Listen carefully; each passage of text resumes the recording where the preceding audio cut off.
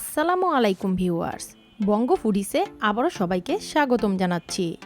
যেহেতু এখন আমের সিজন, তাই আমের সিজন থাকতে থাকতে আমের চাটনি বানিয়ে খাবো না তা তো হয় না।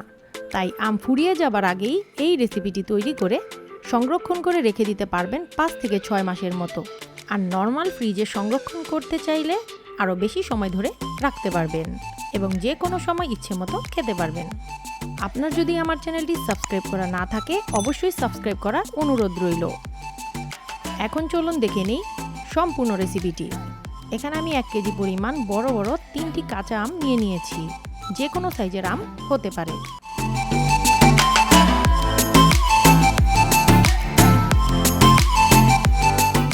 এই আমগুলোকে আমি আটি থেকে ছাড়িয়ে ছোট ছোট টুকরো করে নিয়েছি।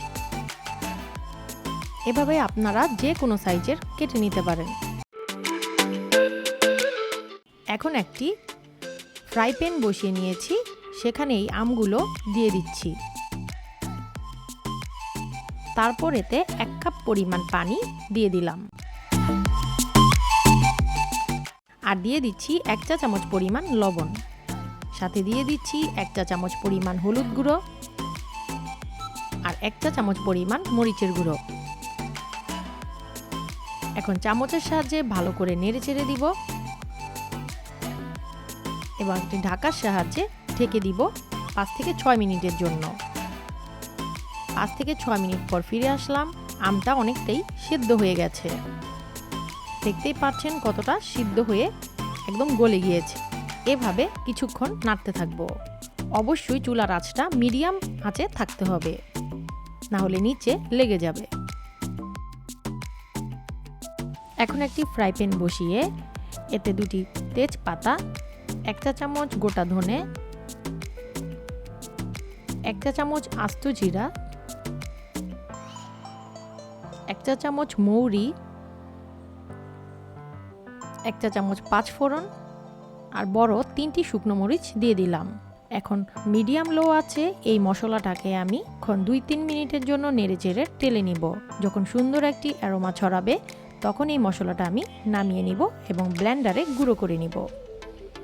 একটি ফ্রাই প্যান বসিয়ে নিলাম, তাতে দিয়ে দিলাম 1 কাপ পরিমাণ সরিষার তেল। সরিষার তেলটা যখন সামান্য একটু গরম হয়ে আসবে তখন এতে দিয়ে দিব 2 টেবিল চামচ পরিমাণ রসুন বাটা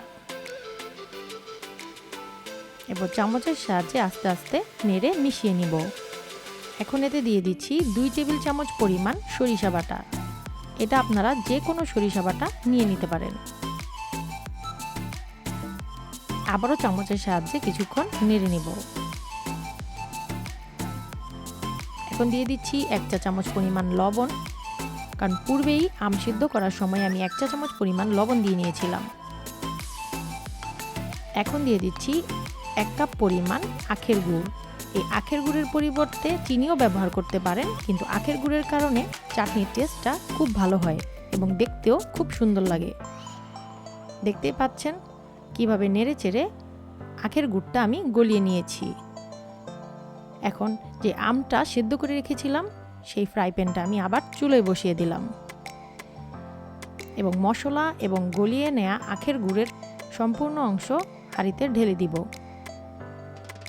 আবারও চামচের সাহায্যে ভালো করে সব মিশিয়ে নিব। এভাবে নাড়তে থাকবো। যেই আমের টুকরোগুলো আস্তে আস্তে রয়েছে তা এমনিতেই গলে যাবে।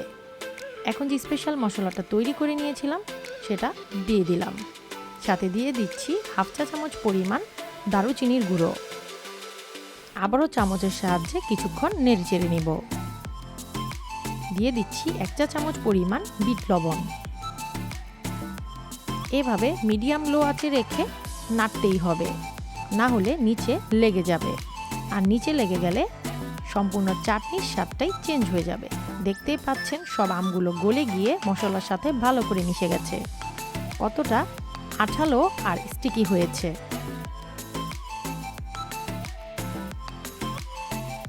এখানে দেখেই বুঝতে পারছেন কতটা ঘন হয়েছে চাটনিটা। আর ঠান্ডা হওয়ার পর এটা আরও ঘন হয়ে যাবে এবং খেতেও খুব মজা লাগবে। খিচুড়ি বা পরোটার সাথে এই চাটনিটা যে কোনো সময় খেতে পারবেন। তৈরি হয়ে গেল আমার আজকে কাঁচা আমের চাটনি। তাই আজই আম নিয়ে এসে বাসায় তৈরি করে ফেলতে পারেন খুব সহজেই এই আমের চাটনির রেসিপিটি। আমার রেসিপিটি ভালো লেগে থাকলে অবশ্যই একটি লাইক, কমেন্ট ও শেয়ার করতে ভুলবেন না কিন্তু। আরও নতুন নতুন রেসিপি পেতে চ্যানেলটি সাবস্ক্রাইব করে অবশ্যই আমাকে সাপোর্ট করবেন। আজকের জন্য আল্লাহ হাফেজ।